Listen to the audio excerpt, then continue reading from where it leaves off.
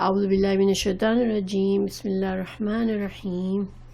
الم تر الی الذی خرجوا من دیارہم وهم الوف حذر الموت فقال لهم اللہ موتوا ثم احیاهم ان اللہ لذو فضل علی الناس ولکن اکثر الناس لا یشکرون۔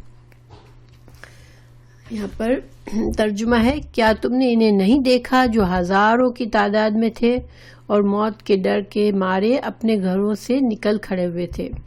اللہ تعالیٰ نے انہیں فرمایا مر جاؤ، پھر انہیں زندہ کر دیا۔ بے شک اللہ تعالیٰ لوگوں پر بڑا فضل والا ہے، لیکن اکثر لوگ ناشکرے ہیں۔ تو یہاں پر ان آیات میں ایک واقعے کی طرف اشارہ ہے۔ اللہ سبحانہ تعالیٰ نے پیچھے سے بھی، جیسے سورہ بقرہ، آپ کو پتہ ہے کہ سورہ بقرہ جو ہے وہ مدینہ میں نازل ہوئی تھی اور مدینہ کے شروع کے دور میں نازل ہوئی تھی،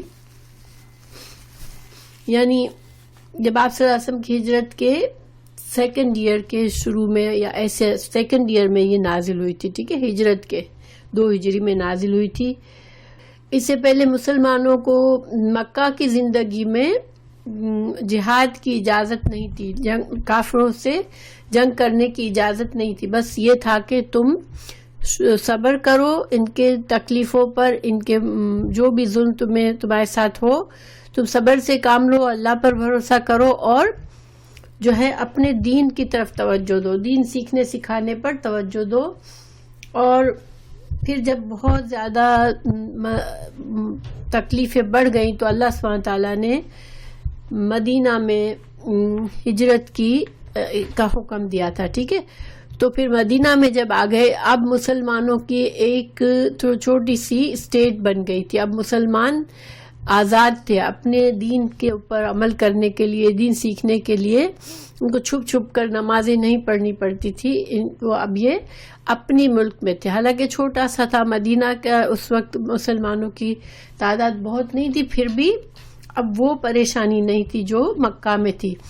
اللہ سبحانہ تعالیٰ نے اب جو ہے مسلمانوں کو جنگ کی اجازت دینی تھی، اس لیے کہ بغیر جہاد کے جو بھی کچھ مسلمانوں کے اسلام کو پھیلنا تھا، اسلام کو بڑھنا تھا اور کفار کا زور کم کرنا تھا، یعنی کہ جو عرب کا علاقہ تھا اس میں اللہ سبحانہ تعالیٰ کا یہ مقصد تھا کہ آپ صلی اللہ علیہ وسلم کی زندگی میں پورا عرب کا علاقہ مسلمانوں کے قبضے میں آ جائے اور وہاں سے شرک کو ختم کرنا تھا، خانہ کعبہ کو آزاد کرنا تھا مشرکین کے قبضے سے، کیونکہ مکہ میں مشرکین کی حکومت تھی۔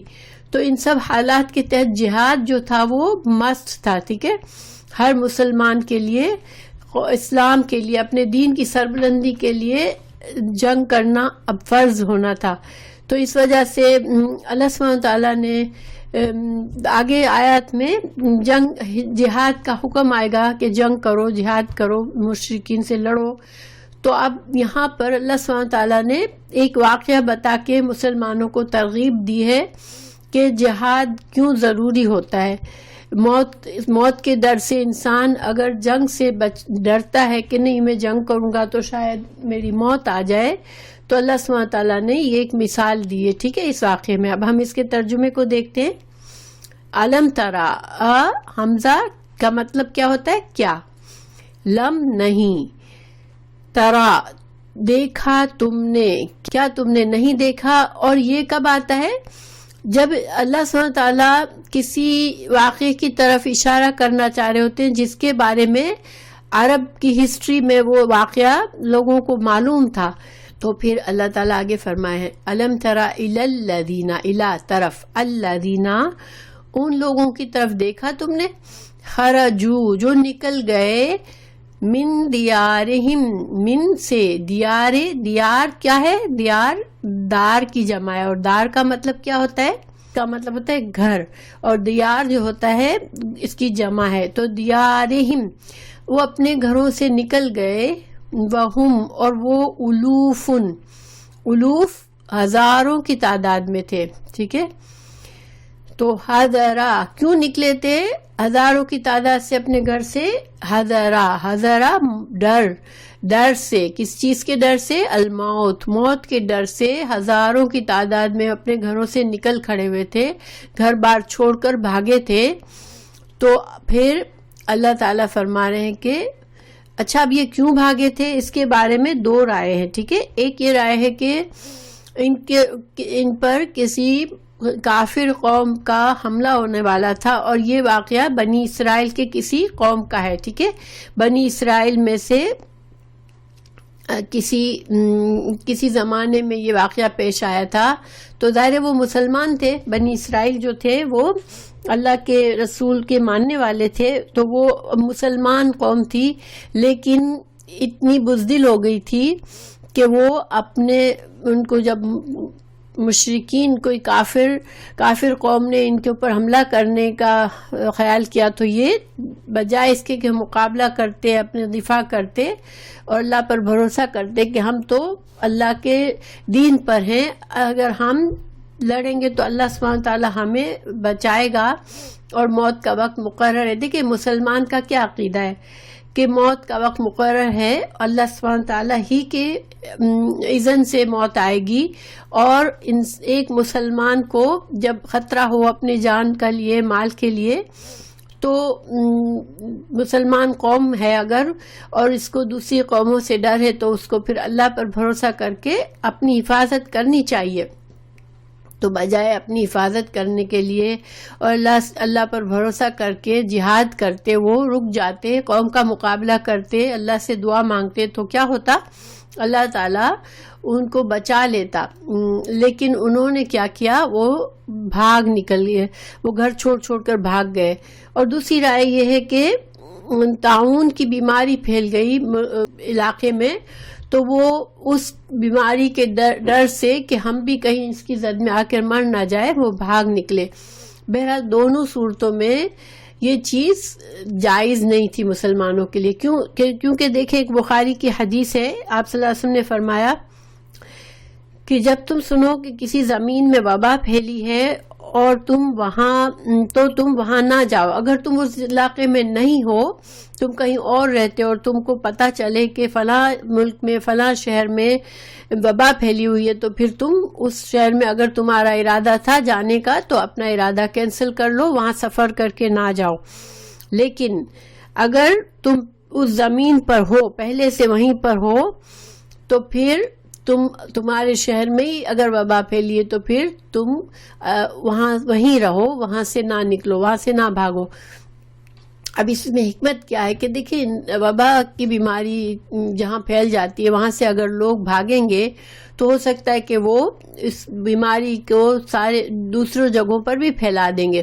اس وجہ سے اللہ سبحانہ تعالیٰ کا یہ حکم ہے کہ جب ایسی کوئی وبا ہو جو کہ جس میں جان کا خطرہ ہے تو پھر اس ایریا سے نہ نکلو اگر تم وہیں پہ ہو، اور اللہ سبحانہ تعالیٰ پر بھروسہ کرو اور بیماری کا مقابلہ کرو. اسی طرح اگر ایک مسلمان قوم پر کوئی کافر قوم آتی ہے حملہ کرنے کے لیے تو تم اپنی جان اور مال، اپنے گھروں کی، اپنے ملک کی حفاظت کرو اور تم ایز اے قوم جہاد کرو، کیونکہ اللہ سبحانہ تعالیٰ کی زمین ہے یہ، اور اللہ تعالیٰ کا مقصد کیا ہے کہ اس زمین پر اللہ کا نام بلند ہو اور اللہ کے ماننے والے رہیں، اور وہ عدل کے ساتھ دوسرے لوگوں کو بھی عدل کے ساتھ رہنے کی تعلیم دے، دین کو پھیلائے.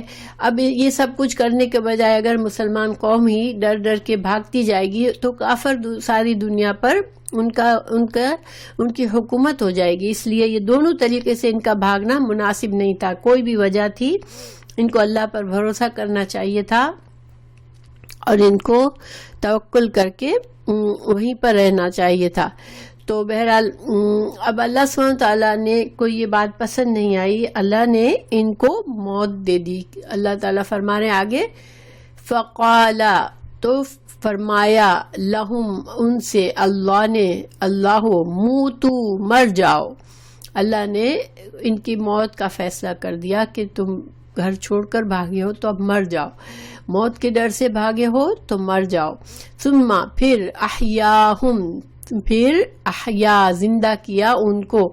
اب زندہ کچھ اقوال ہیں کہ ان کے جو نبی تھا اس زمانے میں اس نے دعائیں مانگی اور اس کی دعا سے اللہ نے ان کو زندہ کر دیا. بہرحال یہاں پر اس کا کوئی ذکر نہیں ہے کہ دعا مانگی اس کے بعد اللہ سبحانہ تعالیٰ جو چاہے کرے. اللہ نے انہیں پہلے موت دی اور پھر دوبارہ ان کو زندہ کیا. ان اللہ بے شک اللہ تعالیٰ لذو البتہ فضل والا ہے، لذو فضل فضل والا ہے، علی الناس لوگوں پر، ولیکن لیکن اکثر الناس اکثر لوگ لا یشکرون وہ شکر ہی نہیں کرتے. اب اللہ سبحانہ تعالیٰ نے یہاں پر ان کو موت دی اور پھر زندہ کیا تو اس کی کیا مقصد ہے؟ تو اس پر علماء کہتے ہیں کہ اس کے تین مقاصد تھے. ایک تو یہ کہ اللہ کی تقدیر سے تم بچ کر نہیں جا سکتے. اس قوم کو یہ سبق دینا تھا کہ تم موت کے ڈر سے بھاگے، تمہیں نہیں بھاگنا چاہیے. تم اللہ کی تقدیر سے نہیں بھاگ سکتے. اگر تمہارے نصیب میں موت تھی تو موت ملے گی، چاہے تم کہیں بھی ہو، کس حالت میں بھی ہو. تو ایک تو یہ تھا کہ موت کا معاملہ اللہ پر ہے. اللہ تعالیٰ جب جسے چاہے تو موت کے ڈر سے اگر انسان جہاد نہیں کرتا یا انسان وبا والے ایریا سے بھاگتا ہے اپنی جان بچانے کے لیے تو دونوں باتیں غلط ہیں. کیونکہ اگر ایسی سچویشن آئے تو انسان کو اللہ پر بھروسہ کرنا چاہیے کہ اگر میری موت واقعی اسی طرح ہونی ہے تو مجھے کوئی نہیں بچا سکتا، اور اگر میری موت ابھی نہیں ہے، اللہ کا فیصلہ یہ نہیں ہے، تو پھر مجھے کوئی نہیں مار سکتا. تو یہ ایک سبق یہ دینا تھا، ٹھیک ہے، کہ اللہ کی تقدیر پر انسان بھروسہ کرے. دوسرا سبق اس میں یہ ہے کہ انسان کی آخری جائے پناہ اللہ ہی کی ذات ہے. یعنی انسان خطروں سے بھاگتا رہے لیکن اس کو تو اس اللہ ہی کی طرف لوٹنا ہے. تو انسان موت کا ڈر، اگر اس سے وہ کچھ غلط کام کرتا ہے اپنی جان بچانے کے لیے تو اس سے فائدہ کچھ نہیں، کیونکہ اسے لوٹنا اللہ ہی کی طرف ہے. ایک نہ ایک دن وہ ضرور موت آئے گی اسے اور وہ اللہ کی طرف لوٹے گا. اور تیسرا فائدہ اس میں یہ تھا کہ اللہ نے جو کہ دوبارہ ان کو اٹھایا، مردہ سے اٹھایا، تو کہ اللہ سبحانہ تعالیٰ یہ آیت جو ہے وہ بہت بڑی دلیل ہے کہ دنیا میں زندگی ختم ہوگی دنیا کی تو اللہ سبحانہ تعالیٰ دوبارہ اٹھائیں گے. موت کے بعد دوبارہ اٹھانے کی دلیل ہے اس میں، اس آیت میں. تو یہ تین فائدے ہیں. ایک تو یہ کہ اللہ کی تقدیر پر تقدیر ہے، ہر انسان کا وقت مقرر ہے. دوسرا یہ کہ ہر انسان کا انجام کے طور پر اللہ ہی کی طرف جائے گا وہ. اور تیسرا یہ کہ اللہ تعالیٰ اسے آخرت میں دوبارہ تمام لوگوں کو اللہ اٹھائے گا. جیسا کہ میں نے پہلے بتایا کہ اس آیت میں جو ہے وہ مسلمانوں کو ایک طرح سے یہ سبق دینا تھا، یہ تعلیم دینی تھی کہ دیکھو موت کے ڈر سے تم جہاد سے نہ گھبراؤ، کیونکہ جہاد کے ذریعے ہی اسلام کا نام بلند ہوگا. اور اسلام کافروں کو جو کہ دنیا پر قبضہ کر کے بیٹھے ہوئے ابھی اور تم پر ظلم ستم کر رہے ہیں، تو ان سے نجات تمہیں ملے گی اور خانہ کعبہ کو تم آزاد کرو گے. تو یہ سب کچھ جہاد سے ہی ہوگا، چونکہ اللہ تعالیٰ کسی کا محتاج نہیں ہے. اللہ جب چاہے کن فیکون، جو چاہے کر لے، مگر یہ اللہ کی سنت، اللہ کا طریقہ نہیں ہے. اللہ سبحانہ تعالیٰ اسباب کے پردوں میں کام کرتے ہیں کہ لوگوں کی آزمائش ہوتی ہے ہر اچھے برے وقت میں، اور لوگوں کے اوپر ہوتا ہے کہ وہ اس برے وقت سے نکلنے کے لیے کس طرح سے خود بھی اسٹرگل کریں، پھر اللہ پر بھروسہ بھی کریں اور اللہ سے دعائیں بھی مانگیں. وَقَاتِلُوا اور جنگ کرو، فی سبیل اللہ اللہ کی راہ میں، وَعَلَمُوا اور جان لو، ان اللہ بے شک اللہ تعالیٰ سمیع علیم سننے والا اور جاننے والا ہے. تو دیکھیں اللہ سبحانہ تعالیٰ نے اب حکم دیا کہ اب مسلمانوں کو حکم آیا. پہلے ایک طرح سے ذہن سازی ہوئی کہ دیکھو تم سے پہلے کے لوگوں کو بھی جہاد کرنا تھا مگر انہوں نے نہیں کیا تو وہ موت تو ان کو آ ہی گئی اللہ کے حکم سے. تو تم موت سے گھبرا کر جہاد سے نہ بچو، اب تم بھی جہاد کرو اللہ کی راہ میں. ٹھیک ہے، جہاد فی سبیل اللہ کیا ہوتا ہے؟ دیکھیں کوئی بھی جنگ جو ہوتی ہے وہ جہاد فی سبیل اللہ نہیں ہوتی، ٹھیک ہے. ایون مسلمان قومیں بھی اگر لڑ رہی ہیں تو مسلمانوں سے بھی لڑ پڑتے ہیں، مسلمان ملک مسلمان سے بھی لڑتے ہیں، تو وہ کیا ہوتا ہے، وہ جہاد فی سبیل اللہ نہیں ہوتا. جہاد فی سبیل اللہ اس وقت کہلاتا ہے جبکہ مقصد خالص اللہ کے دین کو دنیا میں، اللہ کے دین کو سربلند کرنا ہو، اللہ کے دین کو دنیا میں رائج کرنا ہو، تاکہ اور لوگوں میں سے برائیاں دور کرنی ہو اور اللہ کے نافرمانوں کے اوپر غلبہ حاصل کرنا ہو تاکہ ان کی اصلاح ہو سکے یا ان کو سزا دی جا سکے. تو جب اس نیت سے خالص اللہ کے دین کو سربلند کرنے کے لیے جو جنگ ہوتی ہے اسی کو صرف جہاد فی سبیل اللہ کہتے ہیں. باقی ہر جنگ جو مسلمان لڑتا ہے وہ جہاد فی سبیل اللہ نہیں ہوتی ہے. نیت پر دیکھیں، اسلام میں ہر چیز کا نیت پر دار و مدار ہے، ٹھیک ہے. اللہ سبحانہ وتعالیٰ نے یہاں پر فائنلی حکم دیا مسلمانوں کو کہ تم جہاد کرو اور یہ جان لو کہ اللہ جو ہے وہ سننے اور جاننے والا ہے. اس کا مطلب کیا ہے، اللہ کی سمیع اور علیم کی صفت یہاں بتا کے کہ تم اگر دل میں تمہارے دلوں میں کوئی بات ہوتی ہے اور تم جو ہے وہ بہانے بنا لیتے ہو جہاد سے، تو اللہ تو سب سنتا ہے اور سب جانتا ہے. تمہاری نیتوں کو اللہ جانتا ہے. تم خالص نیت سے جنگ کرو. دوسرا یہ کہ اگر تمہیں اس جہاد میں تکلیف پہنچتی ہے یا تمہیں مشکلات آتی ہے تو بھی اللہ جانتا ہے اور تمہاری ہر تکلیف کا اجر و ثواب اللہ کے پاس ہے، ٹھیک ہے. اور اللہ تعالیٰ نہ صرف یہ بلکہ اللہ تعالیٰ تمہاری مدد کو بھی آئے گا، کیونکہ اس کو وہ ہر تمام حالات سے واقف ہے. یہ نہیں کہ تم کو جنگ پر تم گئے اور تم اب بے یار و مددگار ہو، بلکہ اللہ سن رہا ہے، اللہ دیکھ رہا ہے، اللہ کا علم ہے اور اللہ تعالیٰ تمہاری مدد ضرور فرمائے گا.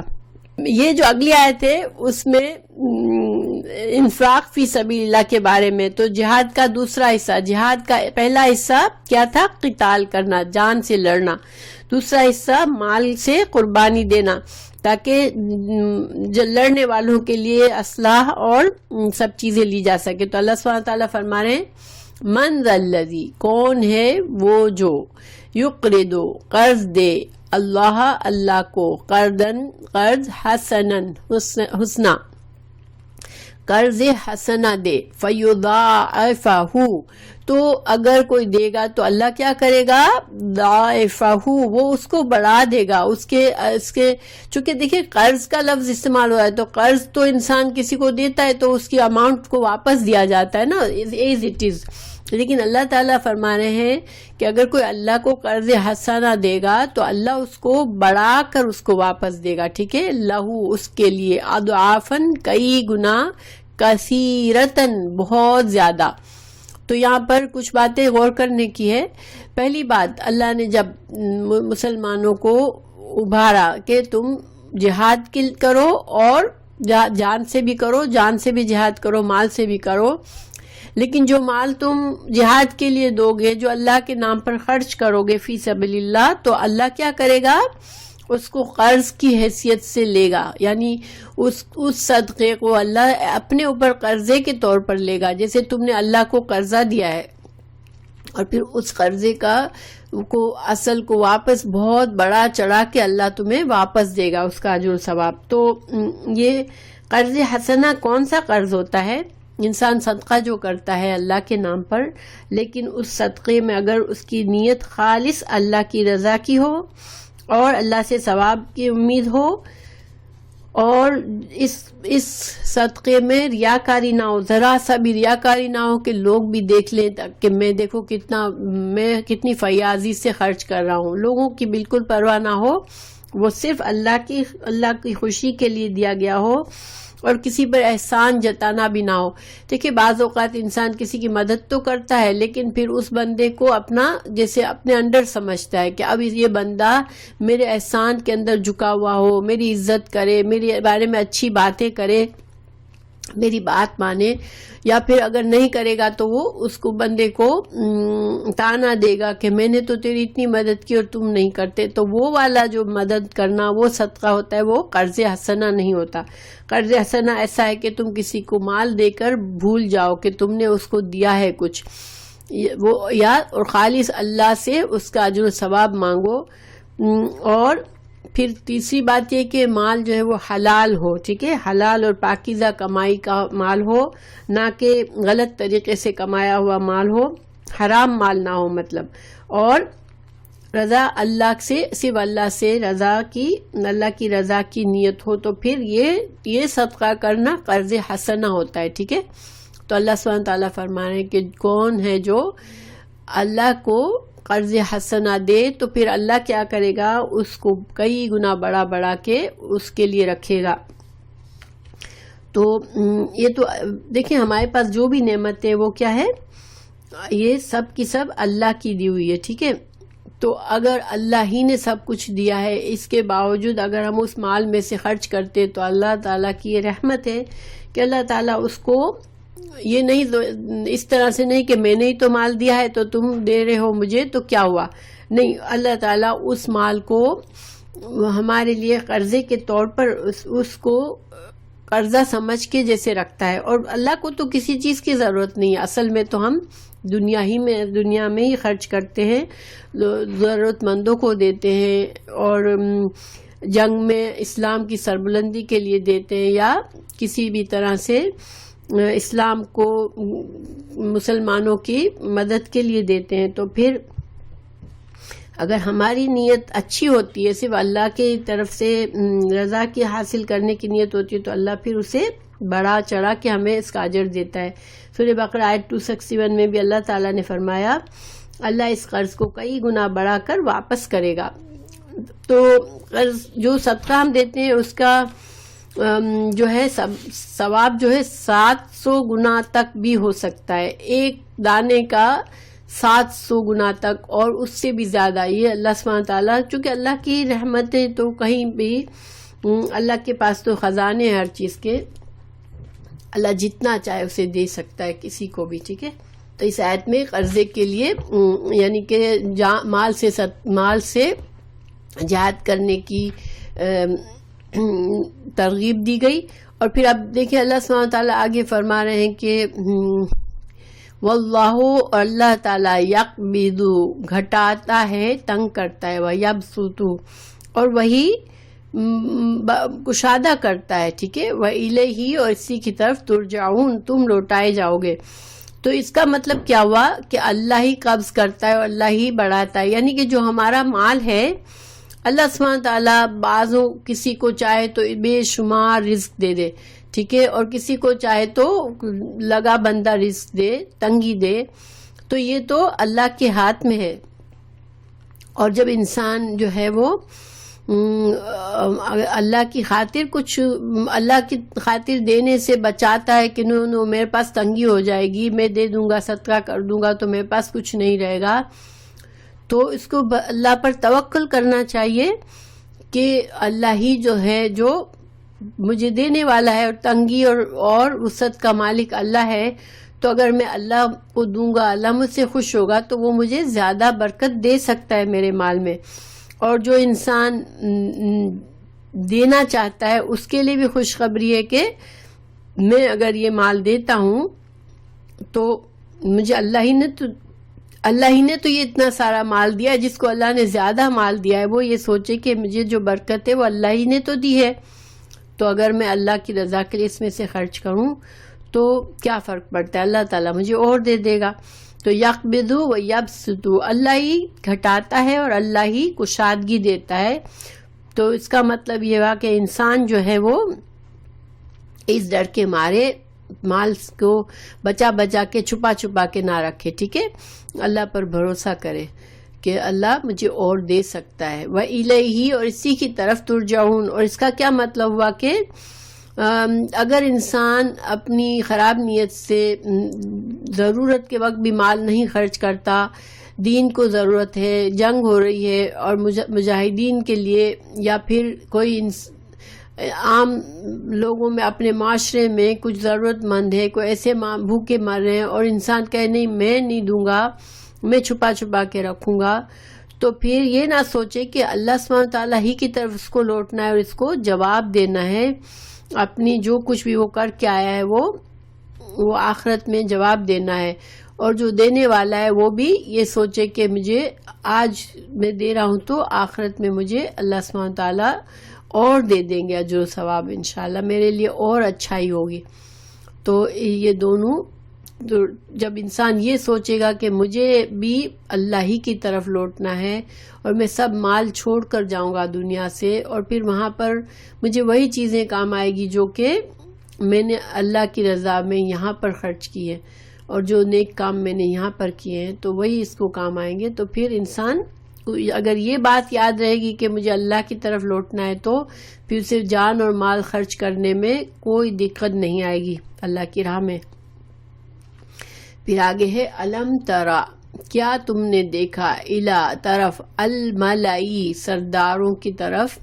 ملاءات کا مطلب ہوتا ہے کسی چیز کو بھر دینا، چونکہ سردار کا ایک رعب ہوتا ہے، جو بڑے یعنی کہ مشہور لوگ ہوتے ہیں جن کو اللہ نے بہت دیا ہوتا ہے، عقل اور دی ہوتی ہے، مال دی ہوتی ہے، تو ان کا ایک رعب اور دبدبہ ہوتا ہے جس سے عام لوگوں کا دل ان کے رعب سے بھر جاتا ہے، اس لیے ان کو ملاء کہتے ہیں۔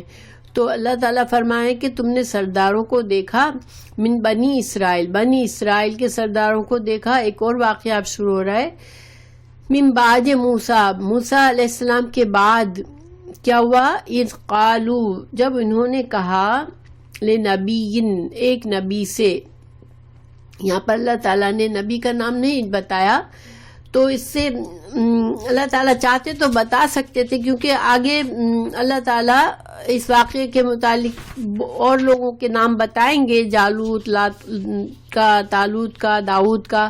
اب نبی کا نام نہیں ذکر کیا اس میں، تو اس میں کیا حکمت ہے کہ ایک نبی جب آتا ہے قوم میں تو پھر وہ چاہے اس کو اللہ نے کوئی بھی رتبہ دیا ہو، اس کی بات کو ماننا قوم کے لیے ضروری ہوتا ہے۔ تو اللہ تعالیٰ فرما رہے ہیں کہ اس نبی کے بنی اسرائیل کے کچھ سرداروں نے اپنے نبی سے کہا، لہم، ابعث، مقرر کر، لنا، ہمارے لیے، ملکن، ایک بادشاہ، نقاتل، ہم جنگ کرے، فی سبیل اللہ، اللہ کے راستے میں۔ اب یہاں پر اس کا ترجمہ کیا ہے کہ اللہ تعالی بنی اسرائیل کے کچھ جو وہ تھے سردار تھے، انہوں نے اپنے پیغمبر سے کہا کہ ہمارے لیے ایک بادشاہ، ہمارے درمیان ایک بادشاہ کو مقرر کر دیں، یعنی ہم لوگوں میں سے ہی کسی بادشاہ کو چن کر مقرر کر دیں، تو ہم اس بادشاہ کی قیادت میں ہم جنگ کریں، جہاد کریں۔ اب اس واقعے کا کیا مقصد ہے؟ دیکھیں، یہ جو ہے اس کے بارے میں کہا جاتا ہے کہ جب حضرت موسیٰ علیہ السلام کے دنیا سے رخصت ہونے کے بعد جو ہے کچھ عرصہ بنی اسرائیل اچھی طرح رہے، دین پر قائم رہے، لیکن پھر ان کے اندر خرابیاں آنے لگی اور وہ اتنے خراب ہوئے، اتنے گناہوں میں پڑ گئے، بدعات میں پڑ گئے کہ بت پرستی تک شروع کر دی۔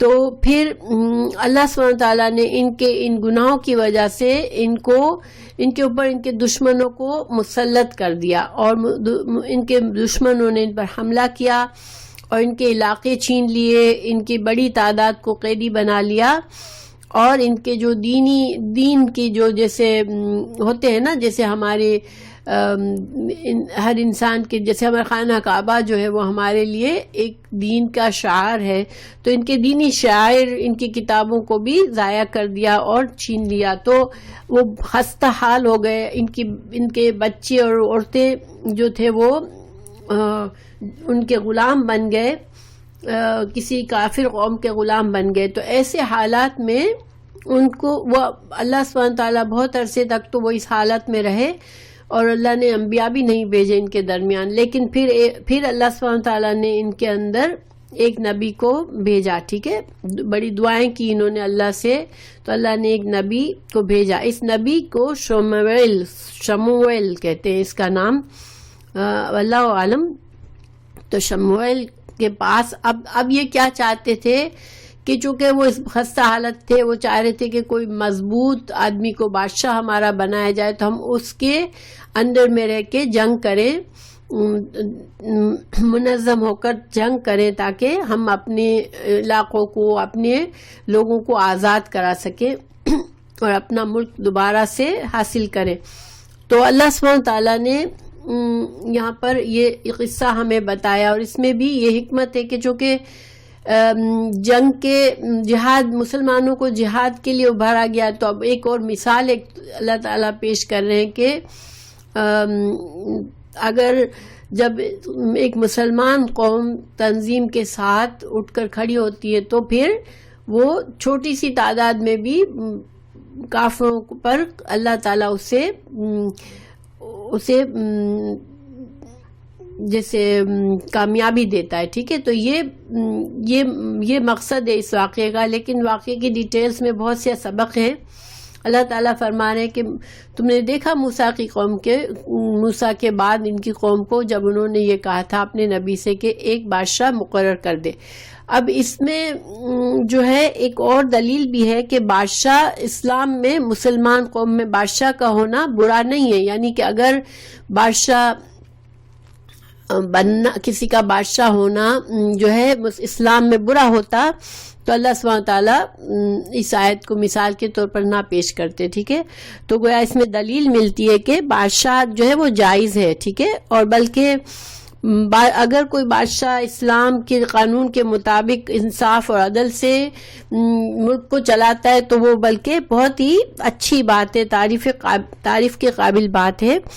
کیونکہ یہ ایک نعمت ہے پھر اللہ تعالیٰ کی مسلمانوں پر کہ اللہ انہیں ایک ایسا بادشاہ دے جو کہ عادل بادشاہ ہو، مسلمان انصاف کے ساتھ عاجزی اللہ کے قانون کے مطابق اپنے ملک کو چلاتا ہو.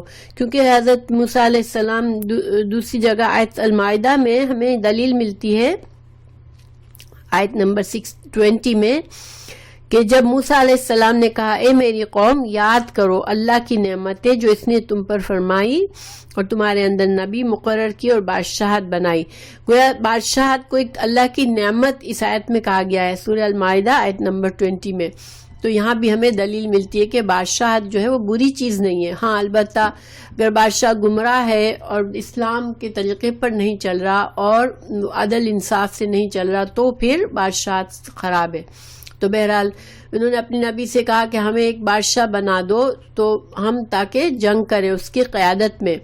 تو ان کے نبی نے کہا قالا، فرمایا حل کیا، آسائی تم، امید ہے تم سے، مجھے ڈر ہے. اصل میں یہ مطلب ہے ان کے نبی نے کیا کہا، آسائی تو یعنی مجھے اندیشہ ہے تم سے کہ ان اگر کتبہ لکھا گیا علیکم تم پر القتال جنگ کرنا، اگر اللہ سبحانہ تعالیٰ فرمانے کہ مجھے تم مطالبہ کرتے ہو کہ ہمیں جنگ کرنی ہے دشمنوں سے اور ہمارے لیے بادشاہ مقرر کر دو تو ہم ایک فوج بن کے جنگ کریں، تو مگر مجھے تم سے یہ ڈر ہے، اندیشہ ہے کہ اگر اللہ نے تم پر جہاد جنگ کرنا فرض کر دیا تو تم اللہ کے نہ تو قاتلو کہ تم نہ جنگ کرو، یعنی پھر سے تم بزدل بن جاؤ اور جنگ کرنے سے اعراض برتو.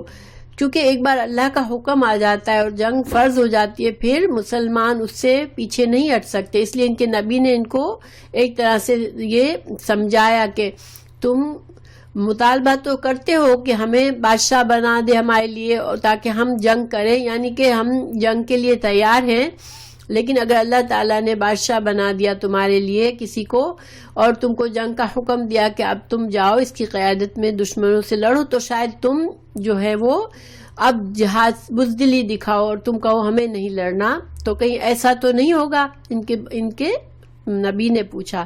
قالو انہوں نے کہا وما کیا ہے، لنا ہمارے لیے، اللہ یہ تھا ان اور لا، کہ ان کا مطلب ہوتا ہے کہ، لا نہیں، کہ ہم کیوں نہیں لڑیں گے، نقاتلا ہم جنگ کریں گے، فی سبیل اللہ اللہ کے راستے میں، وقد اور حالت یہ ہے ہماری، وقد تحقیق اخرجنا کہ دشمنوں نے ہم کو ہمارے گھروں سے نکالا ہے، اخرجنا نکالا ہے، من دیارنا ہمارے گھروں سے، وابنائنا اور ہمارے بچوں کو بھی، ہم کو اور ہمارے بچوں کو دشمنوں نے ہمارے گھروں سے بے گھر کر دیا ہے.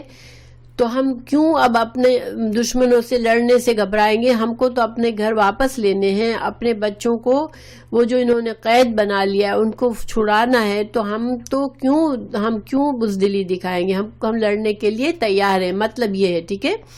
تو پھر کیا ہوا؟ فلما، پھر جب کتبا، لکھ دیا گیا، علیہم، ان پر، القتال، جنگ کرنا، تولو، تو منہ موڑ گئے، الا، مگر، قلیلاً، تھوڑے سے، منہم، ان میں سے۔ تو ان کے نبی کا اندیشہ صحیح تھا۔ اللہ تعالیٰ فرما رہے ہیں کہ جب اللہ نے ان کے لیے بادشاہ بنا دیا اور ان کو جنگ کے لیے حکم دے دیا کہ ٹھیک ہے جاؤ اب اس کی قیادت میں تم دشمنوں سے جنگ کرو، تو صرف تھوڑے سے تھے، انہوں نے ہمت سے کام لیا، باقی ساری قوم پھر سے بزدل ہو گئی اور جنگ کرنے سے منہ موڑ لیا۔ واللہ، اور اللہ تعالیٰ، علیم، جاننے والا ہے، بالظالمین، وہ لوگ ظالم تھے، وہ اپنی جانوں پر ظلم کرتے تھے کہ ایسے برے حالات میں بھی وہ بزدل بنے، اپنی جانوں کی پرواہ فکر کر کے بیٹھے تھے، اور ان کو اپنے گھر بار، ان کے اولادیں، ان کی بیویاں دشمنوں کے پاس غلام بنی ہوئی تھی، اور یہ بزدل اپنے اوپر ظلم کر رہے تھے کہ وہ اللہ کے بھروسے پر انہوں نے جنگ کرنے سے منہ موڑا، ٹھیک ہے؟ یہ مطلب ہے۔ وقال لهم، اب اللہ تعالیٰ ہمیں پھر سے قصے کی زیادہ تفصیل بتا رہے ہیں کہ پھر اب اللہ تعالیٰ نے اب ان کے لیے نبی بنا، ان کے لیے مقرر کرنا ہے بادشاہ کو، تو اللہ تعالیٰ نے، تو ان کے نبی نے کیا کہا؟ وقال، کہا، یعنی ان کے نبی نے کہا، لہم، ان سے، نبیہم، ان کے نبی نے، ان اللہ، بے شک اللہ تعالیٰ، قد، تحقیق، بعثا، مقرر کیا ہے، لکم، تمہارے لیے، طالوت کو، ملکن، ایک بادشاہ۔ تو طالوت جو تھا انہی میں سے ایک عام فوجی تھا، ٹھیک ہے؟ وہ کوئی بڑا سردار نہیں تھا، بس ایک عام فوجی تھا اسی قوم کا۔ تو اب جب نبی سے انہوں نے کہا تو نبی نے بتایا کہ اللہ تعالیٰ نے طالوت کو چنا ہے کہ تم اس کو بادشاہ بناؤ۔ اب یہ لوگ پھر سے ان کو یہ بات اچھی نہیں لگی، کیونکہ یہ تو سردار تھے بڑے بڑے، اب اللہ نے جو چنا وہ ایک عام آدمی تھا اور ایک عام فوجی تھا۔ تو انہوں نے کہا، قالو، انا، کہاں سے، کیسے ہو سکتا ہے، یکونو، ہو سکتا ہے، لہو، اس کے لیے، الملک، بادشاہت، لو طالوت کیسے بادشاہ بن سکتا ہے، علینا، ہم پر، وَنَحْنُ، جبکہ، حالانکہ ہم جو ہیں، احق، زیادہ حقدار ہیں، بالملک، بادشاہت کے، منہ، اس سے، ولم، اور نہیں، یؤتا، وہ دیا گیا، ساعتن، وسعت، من المال، مال میں سے۔ یعنی ان کو بڑی حیرت ہوئی جب نبی نے کہا کہ طالوت کو بادشاہ بنایا ہے اللہ نے، تو وہ کہتے لو طالوت کیسے بادشاہ ہو سکتا ہے ہمارا، وہ تو ایک عام سا آدمی ہے، اللہ نے اس کو کوئی مال میں کوئی وسعت بھی نہیں دی، کوئی امیر آدمی نہیں ہے، کوئی بڑا مشہور خاندان کا نہیں ہے، اور اللہ نے اسے کیسے بادشاہ بنا دیا؟ تو قالا، نبی نے کہا، ان اللہ، بے شک اللہ تعالیٰ، اصطفاہ، چن لیا ہے اس کو، علیکم، تم پر، وزادہ، اور بڑھا دیا ہے اس کو، بسطتاً، فراخی میں، کشادگی میں، فی العلم، علم کی، والجسم میں، اور جسم میں۔ تو پھر نبی نے ان کو سمجھایا کہ دیکھو اللہ نے اس کو چنا ہے، اور اللہ نے مال اس کے پاس نہیں ہے، لیکن اس کے پاس کیا ہے؟ اس کے پاس علم کی فراوانی ہے، وہ بہت تمہارے مقابلے میں علم رکھنے والا ہے، اور اس کی جسمانی قوت بھی تم سے زیادہ ہے۔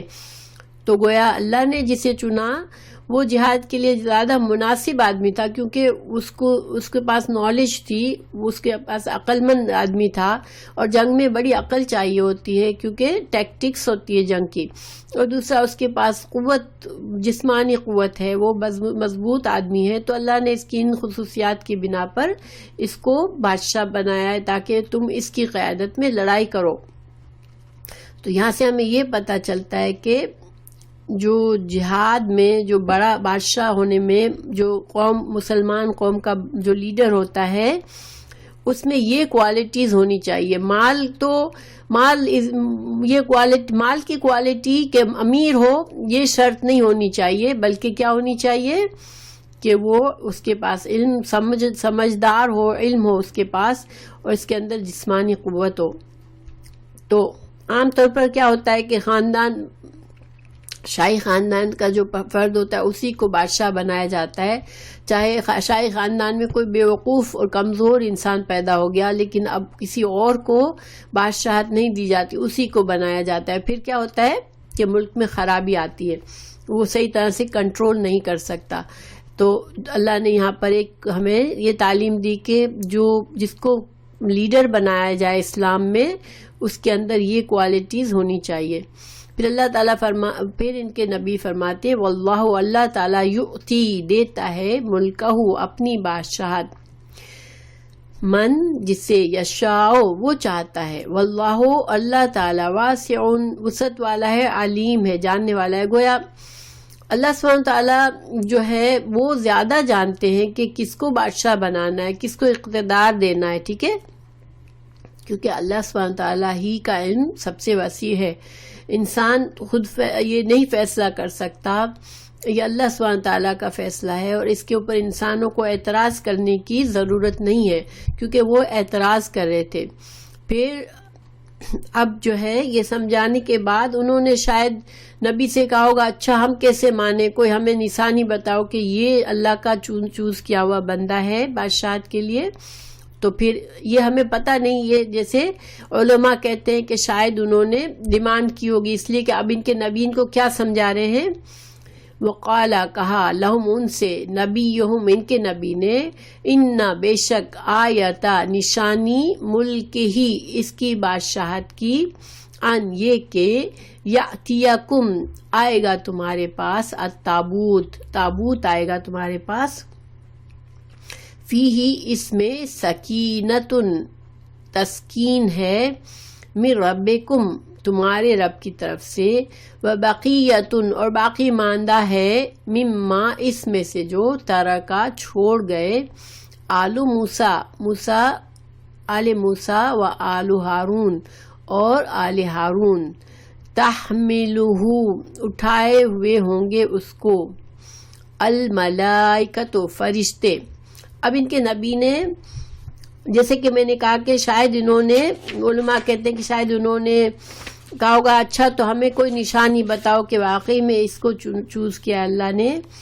تو اللہ تعالیٰ نے فرمایا کہ اللہ تعالیٰ نے بتایا کہ نشانی یہ ہوگی کہ یہ جو ایک تابوت، یہ تابوت کیا تھا، دیکھیں ایک ان کے جیسے ہمارے ہاں قبلہ ہے، اسی طرح اس زمانے میں حضرت موسیٰ علیہ السلام، حضرت ہارون علیہ السلام کے کچھ تبرکات تھے جو اس تابوت میں تھے، اور یہ تابوت کو یہ بہت بابرکت سمجھتے تھے اپنے لیے. اور جب ان کے اوپر دشمن نے حملہ کیا تو اس تابوت کو بھی لے کر چلے گئے تھے، جس کی وجہ سے ان کی ہمت بہت ٹوٹ گئی تھی کہ ہماری تو جو ایک دینی شعار تھا وہ بھی چلا گیا. دیکھیے خانہ کعبہ ہمارے لیے بڑی اہمیت رکھتا ہے نا.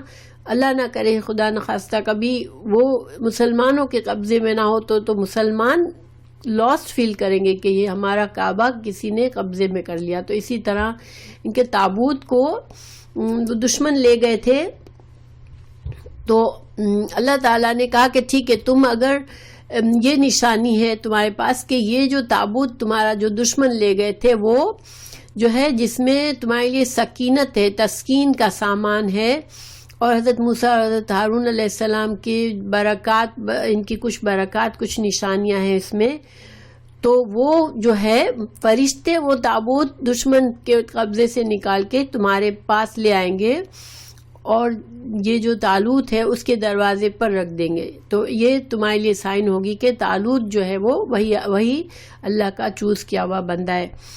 تو یہاں پر ہمیں کچھ چیزیں پتہ چلتی ہے. سکینہ ہے، اس میں سکینہ کیا چیز ہے کہ اللہ تعالیٰ نے فرمایا کہ اس تابوت میں تمہارے لیے سکینہ ہے. تو سکینت کا مطلب ہے کہ اللہ تعالیٰ کی طرف سے خاص نصرت کا ایسا نزول ہے جو ایک اپنے خاص بندوں پر نازل فرماتا ہے، اور جس کی وجہ سے جنگ کے خون ریز مارکہ آرائیوں میں بھی جس سے بڑے بڑے شیر دل بھی کانپ جاتے ہیں، اہل ایمان کے دل دشمن کے خوف اور ہیبت سے خالی اور فتح و کامرانی کی امید سے لبریز ہوتے ہیں۔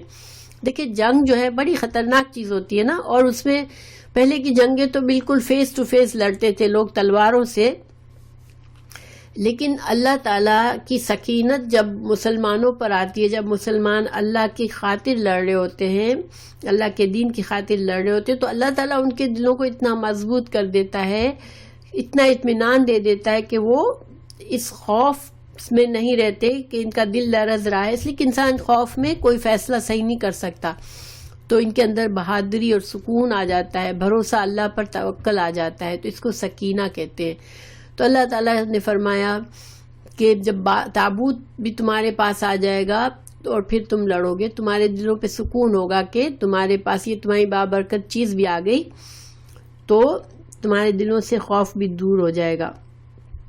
جب جنگ بدر ہوئی تھی تو اللہ تعالیٰ نے مسلمانوں کے دلوں پر سکینت نازل فرمائی تھی، ایک بارش برسائی تھی جس سے ان کے دلوں کو ایک سکون اور اطمینان آ گیا تھا، کیونکہ بہت کم مسلمان تھے اور دشمن 3 گنا تھے مسلمانوں کے مقابلے میں، اور دشمنوں کے پاس بہت زیادہ اسلحہ تھا جبکہ مسلمانوں کے پاس سار و سامان نہیں تھا، وہ نہ سواریاں تھیں نہ تلواریں اور ڈھالیں تھیں، تو اس وجہ سے اللہ نے ان پر سکینت نازل فرمائی تھی اور وہ جیت گئے تھے۔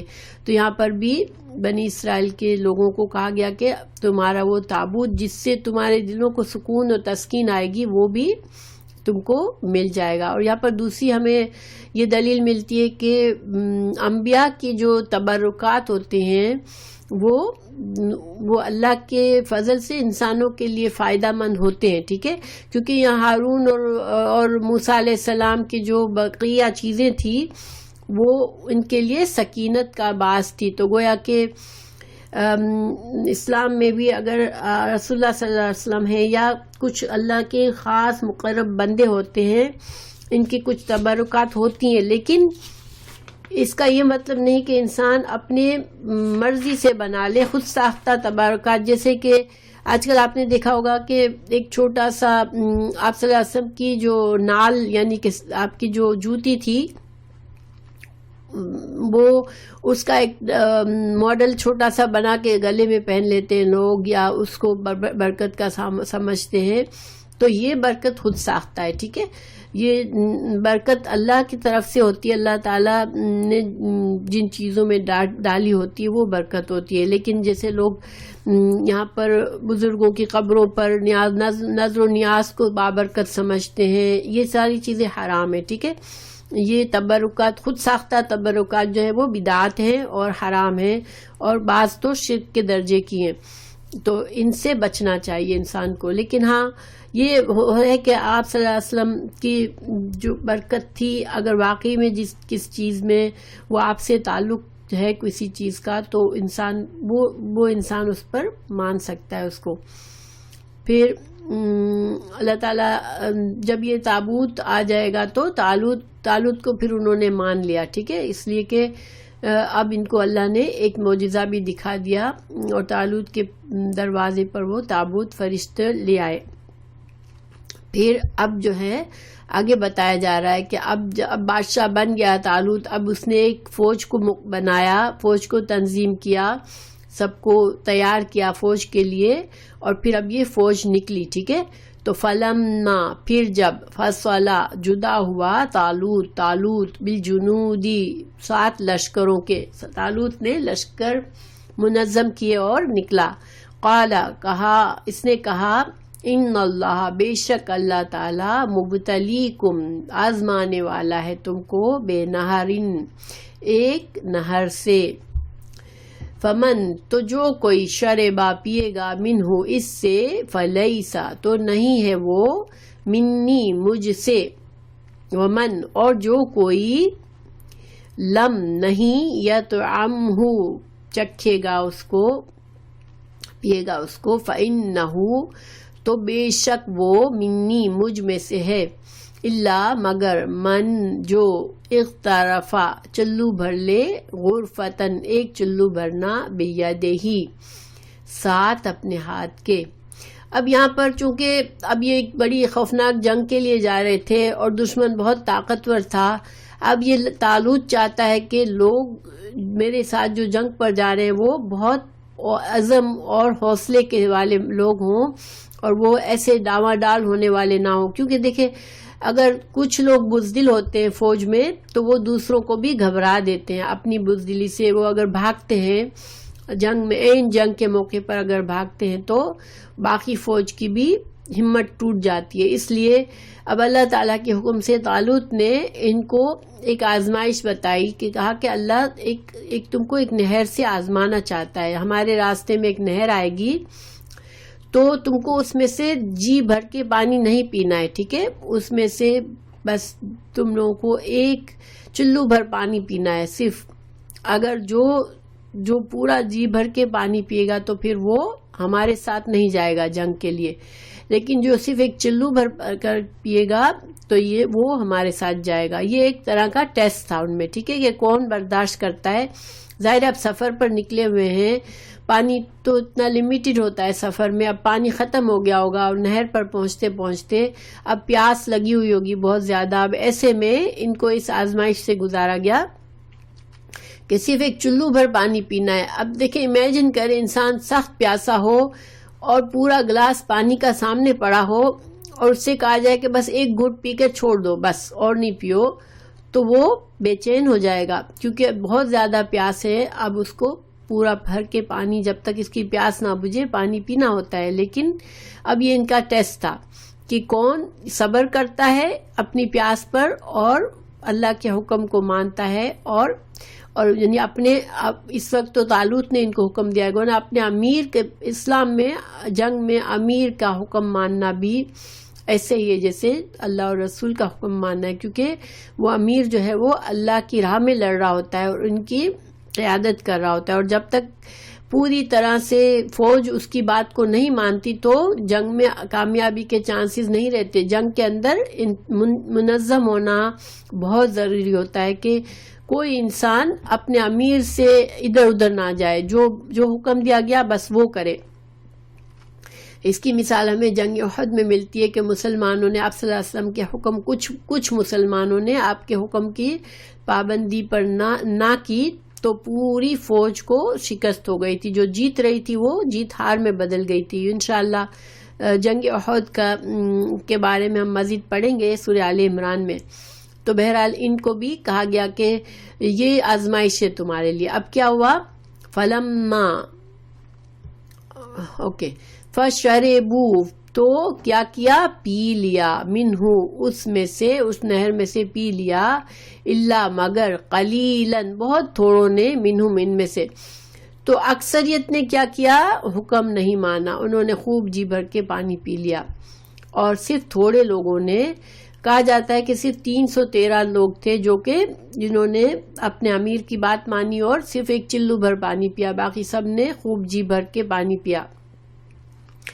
پھر کیا ہوا؟ فلما، پھر جب جاوزہ، اس نے پار کر لیا، یعنی نہر سے جب پار ہوا وہ، والذین، اور وہ لوگ جو آمنوا، ایمان لائے تھے، معہو، اس کے ساتھ، قالو، تو انہوں نے کہا، یعنی جنہوں نے خوب پانی پی لیا تھا ان کو کیا ہوا؟ اللہ کی قدرت سے وہ بالکل ہمت ہی نہیں رہی ان کو جنگ کرنے کی، کیونکہ انہوں نے نافرمانی کی تھی. قالو، انہوں نے کہا، لا، نہیں، طاقت لنا، ہمارے لیے، الیوم، آج، جالوت کے ساتھ جنگ کرنے کا، وجنودہ، اور اس کے لشکروں کے ساتھ. وہ ایسے نڈھال ہو گئے خوب پانی پی کر کے کہ لگے اب تو ہم جنگ کے قابل نہیں رہے، جالوت کے اور اس کے لشکروں کا مقابلہ کرنے کے قابل ہی نہیں رہے.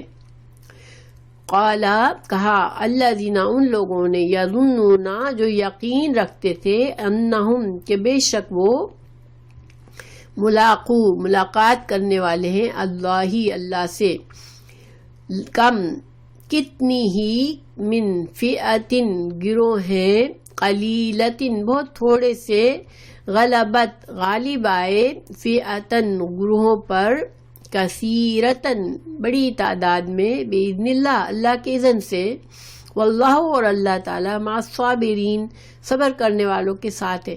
اب دیکھا کہ اتنی بڑی فوج تو ٹوٹ گئی وہیں پر، جو لوگ بیٹھ گئے کہ ہم تو اب ہمیں ہمت نہیں ہے جنگ کرنے کی، اب تھوڑے سے لوگ رہ گئے. تو ان میں سے ایک دوسرے کو، جن لوگوں کو اللہ پر بھروسہ تھا، وہ دوسروں کو ہمت دے رہے ہیں اور کہہ رہے ہیں کہ قال الذین، ان لوگوں نے کہا جن لوگوں کو اللہ پر پورا بھروسہ تھا کہ ہم سب کو اللہ سے ملاقات کرنی ہے ایک دن، اور ہمیں آج اللہ نے یہ حکم دیا ہے ہمیں جہاد کرنا ہے تو ہمیں ہمت سے کام لینا ہے.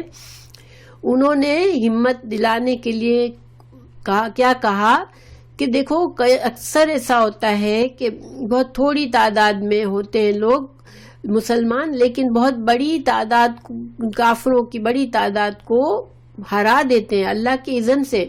اگر اللہ کسی کا ساتھ دے، اللہ ساتھ ہے تو تم ڈرو نہیں.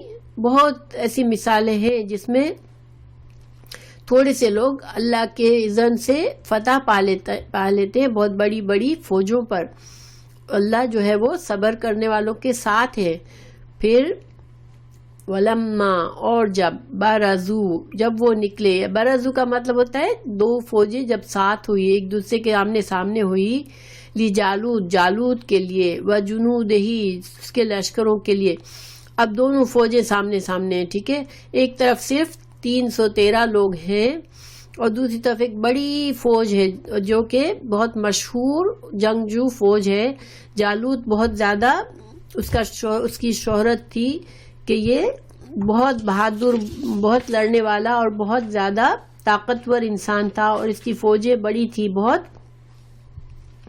اب جب دونوں فوجوں کا سامنا ہوا تو ایک طرف تو بس چھوٹی سے گروپ ہے، دوسری طرف بڑی فوج ہے. تو اب کیا مسلمان جو چھوٹا سا گروہ تھا انہوں نے اللہ سے دعا مانگنی شروع کی. قالو، انہوں نے کہا ربنا، اے ہمارے رب، افرغ، ڈال دے. افرغ کا مطلب ہوتا ہے پورا طرح سے انڈیل دے، ٹھیک ہے. پورا برتن خالی کر کے کسی چیز پر پانی ڈال دینا کیا ہوتا ہے؟